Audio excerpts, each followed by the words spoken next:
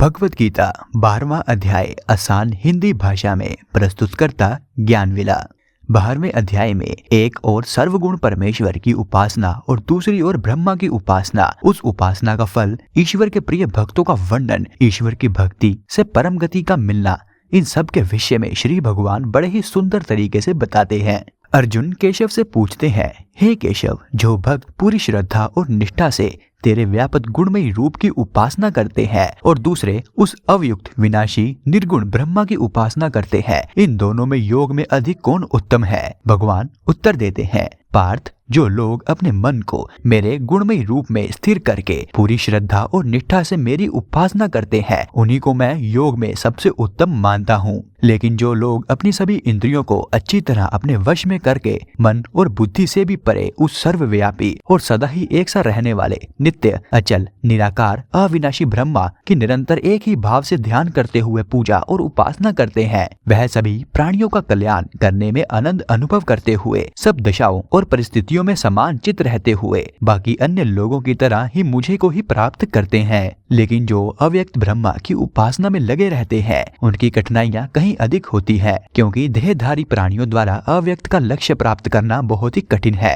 परंतु जो लोग अपने सभी कर्मों को मुझ में समर्पित करके मुझ गुणमयी रूप परमेश्वर में ही ध्यान लगाकर पूरी निष्ठा और श्रद्धा से लगातार चिंतन करते हुए मेरी उपासना करते हैं, जो अपने विचारों को सदा मुझी में ही लगाए रखते हैं, उनका मैं मृत्यु द्वारा सीमित इस संसार रूपी समुद्र से जल्द ही उद्धार कर देता हूँ। इसीलिए पार्थ, अपने मन और अपनी बुद्धि दोनों को मुझ में ही लगा, उसके बाद तू बिना संदेह केवल मुझ में ही निवास करता रहेगा। यदि तू अपने मन और चित्त को पूरी तरह स्थिर करके पूरी तरह ठहराकर मुझ में ना लगा सके या तू यह करने में असमर्थ है, तो तू अभ्यास योग द्वारा अपने मन को एकाग्र कर और मुझ तक पहुंचने का प्रयास कर। यदि तू अभ्यास योग करने में भी असमर्थ है, यदि तू अभ्यास योग ना कर सके, तो तू मेरी सेवा को अपना परम लक्ष्य बना ले और मेरे लिए ही कर्म कर। मेरे लिए कर्म करता हुआ तू सीधा मुझी को प्राप्त कर लेगा। यदि तू यह भी करने में असमर्थ है, तो तू अपने मन और बुद्धि को वश में करके मुझ में शरण लेकर कर्मों से मिलने वाले सभी फलों को त्याग दे। ज्ञान अभ्यास से अच्छा है और ज्ञान से अच्छा है ज्ञान भरा ध्यान, और इस ध्यान से भी अच्छा और श्रेष्ठ है कर्मों के फल का त्याग, क्योंकि कर्मों के फल का त्याग करते ही मनुष्य को तुरंत शांति मिल जाती है।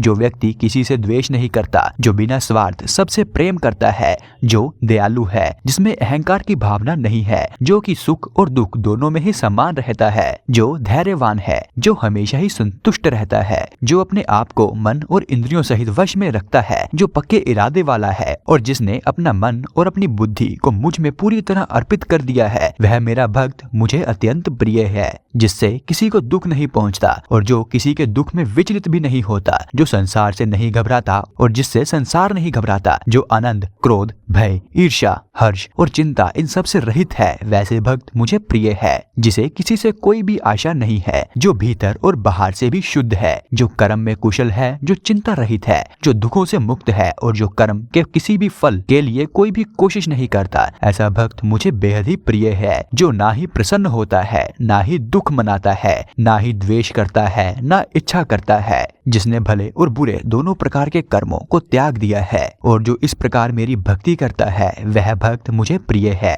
जो शत्रु और मित्र में, मान और अपमान में, सर्दी और गर्मी में, सुख और दुख में, निंदा और प्रशंसा में, इन सभी परिस्थितियों में समान रहता है, जो लगाव से मुक्त है, जो अपनी वाणी को अपने ही वश में रखता है और जो कुछ मिल जाए उसी में संतुष्ट रहता है, जिसे रहने के स्थान से कोई ममता, लगाव और आसक्ति नहीं है और जिसकी बुद्धि स्थिर है, ऐसा वह भक्त मुझे प्रिय है। लेकिन वह भक्त मुझे सबसे ज्यादा प्रिय है जो पूरी श्रद्धा से अपना सर्वश्रेष्ठ लक्ष्य मानते हुए मुझसे पूरी तरह जुड़कर अमर ज्ञान का अनुसरण करता है। इसी के साथ भगवत गीता का 12वां अध्याय खत्म होता है। बाकी के अध्याय भी आपको जल्द ही चैनल पर देखने को मिलेंगे। इसके लिए चैनल सब्सक्राइब जरूर करें ताकि अगले अध्याय आपसे कभी भी मिस ना हो। और यदि आप काफी समय बाद यह वीडियो देख रहे हैं, तो बाकी के अध्याय आपको हमारे चैनल की भगवत गीता प्लेलिस्ट में मिल जाएंगे। और कमेंट्स में आपको हमारे द्वारा किया गया यह यत्न कैसा लगा, यह जरूर बताएं। तो मैं मिलूंगा आपको अगले अध्याय में। तब तक के लिए जय श्री कृष्णा।